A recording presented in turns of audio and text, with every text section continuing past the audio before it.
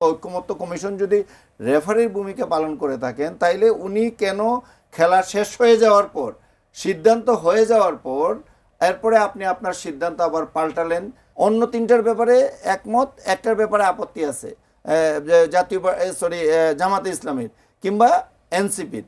তো এইরকম হওয়ার কারণেই কিন্তু এই অবস্থাটা সৃষ্টি হয়েছে। দর্শক যেমনটি বলছিলেন যে ভোট চাচ্ছেন তারেক রহমান নির্বাচন এই জনসভাতে, মির্জা ফখরুল ইসলাম, কিন্তু হ্যাঁ পক্ষে ভোট চাচ্ছেন এমনটা তিনি ঠিক খেয়াল করছেন না।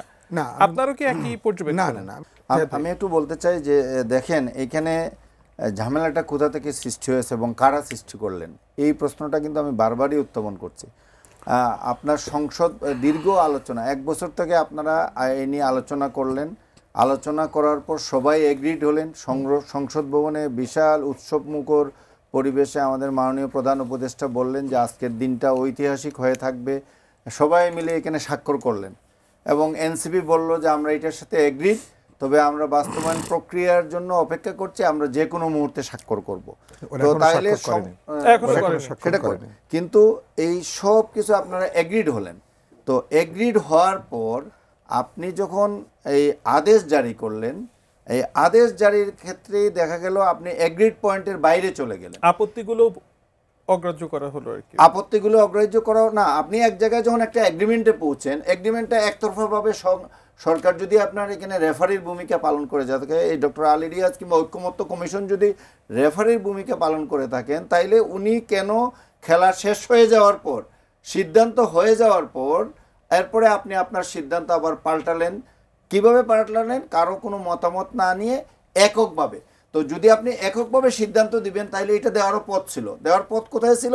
যে আপনি রাজনৈতিক দলগুলোর সাথে আলোচনা করার পর আপনি নিজেই ডিক্লেয়ার করতেন, এই স্বাক্ষর অনুষ্ঠানের প্রয়োজন ছিল না, যে আমরা পলিটিক্যাল পার্টিগুলোর সাথে আলোচনা করছি, তাদের মতামত নিয়েছি, এখন আমরা এটা ডিক্লেয়ার করছি যে এই আমাদের সিদ্ধান্ত।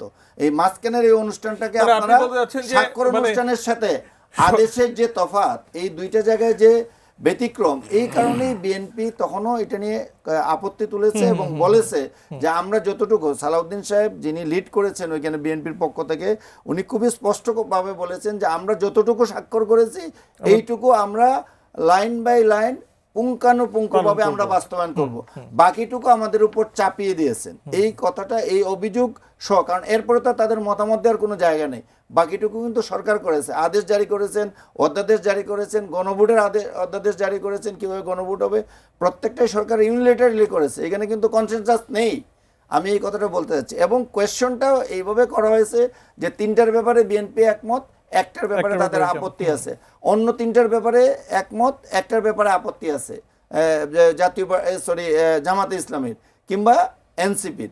তো এইরকম হওয়ার কারণেই কিন্তু এই অবস্থাটা সৃষ্টি হয়েছে এবং এইটা সৃষ্টির পিছনে আমি মনে করব এটা পুরোপুরি সরকারের দায়িত্ব। সরকার কি তাহলে তখন বোঝে নাই যে নির্বাচনের সময় এই ধরনের একটা? না, সরকার বুঝবে না কেন? সরকার বুঝেছে, সরকার জানে, সরকার জানে, তারপরে সরকার এটা চাপিয়ে দিয়েছে। এবং আপনি বলবেন যে বিএনপি তাইলে তখন এটা কেন এটার বাইরে চলে আসলো না?